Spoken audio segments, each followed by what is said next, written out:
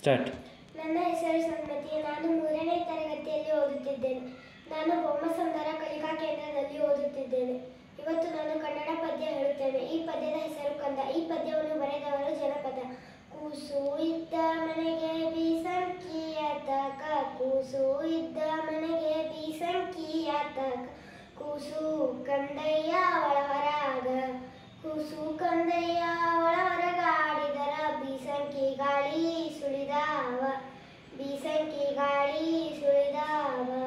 ಆಡಿ ಬಾಣನ ಕಂದ ಅಂಗಾಲ ತೊಳೆದೇನ, ಆಡಿ ಬಾಣನ ಕಂದ ಅಂಗಾಲ ತೊಳೆದೇನ.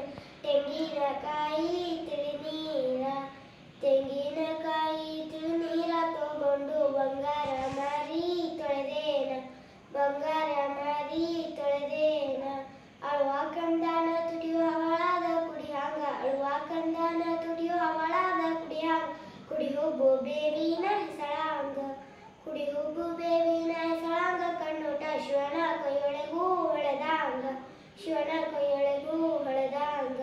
ಕಂದಾನ ಕಿರಿಕಿರಿ ಹಿಂದೇನು ಹೇಳರಿ, ಕಂದಾನ ಕಿರಿಕಿರಿ ಹಿಂದೇನು ಹೇಳ.